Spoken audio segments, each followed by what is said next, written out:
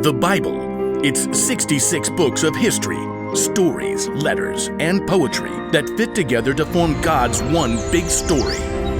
The epic adventure of how He created us and loves us so much that He made a way to rescue us. As we travel through the Bible, from Genesis to Revelation, we discover people who met God and found their lives changed forever.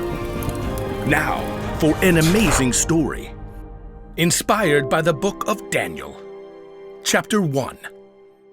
Daniel was only a very young man when King Nebuchadnezzar of Babylon conquered the land of Judah. Nebuchadnezzar made sure that God's people wouldn't rebel by taking Daniel and other young men from royal families in Judah and marching them back to Babylon with him. Will we ever see our home again? Daniel's friends were just as scared and confused as he was. Where will we live?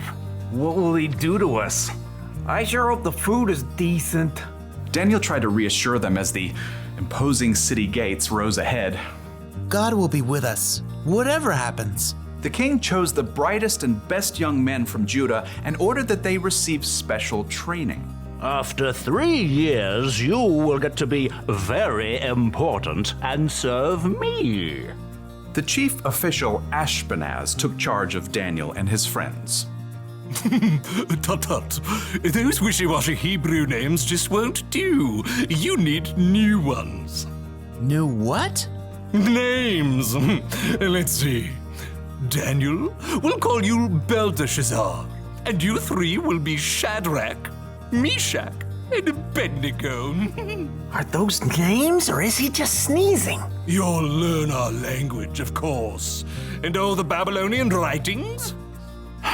Daniel's heart sank as he realized what was happening. The king wanted Daniel and his friends to forget they were God's people. He wanted them to become Babylonians. But Abednego was worried about something else. Hey, I'm about to starve. Any way we can get a bite to eat? Right this way. Ashpenaz led Daniel and his friends to a big table set with mouth-watering foods. Steak. Or those Babylonian buffalo bites. The cake's got at least 9 layers. Only the best, straight from the king's table. Oh, the food smelled delicious. But Daniel pulled his friends aside.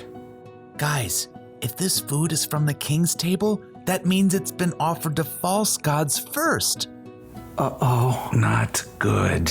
Our new names and training are one thing, but if we eat this food, it's like we're saying we're okay with false gods. But we gotta eat something, man. We can ask for different food, simple stuff that hasn't been offered to the false gods. That chocolate cake.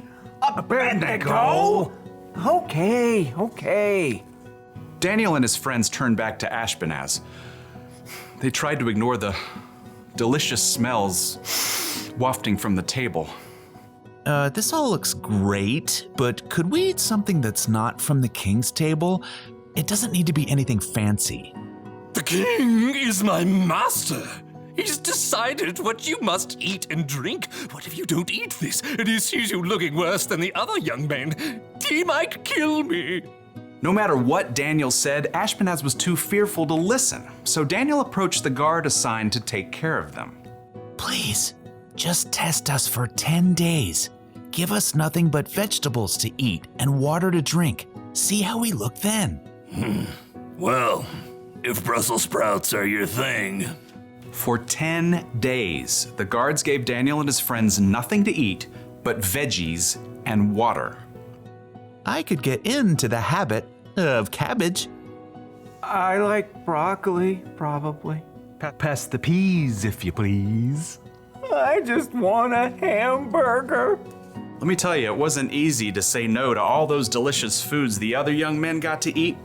But at the end of 10 days, the guard called everybody out. Line 'em up.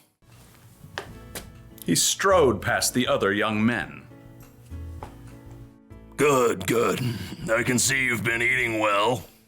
When the guard reached Daniel and his friends, he stopped in surprise. What? You've been eating rabbit food, but you look even better fed than the others.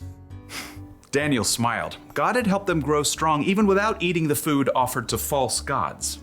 Okay, fine. You can keep eating veggies and water. Rats? Thank you. God continued to give Daniel and his friends knowledge and understanding as they studied, and at the end of their training, they were brought before the king.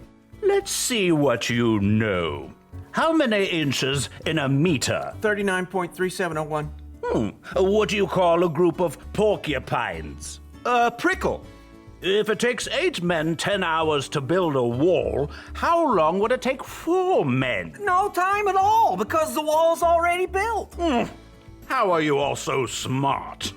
The one true God gives us wisdom. Well, we'll see about that. Anyhow, you're 10 times smarter than my other advisors. You get to be very important and serve me.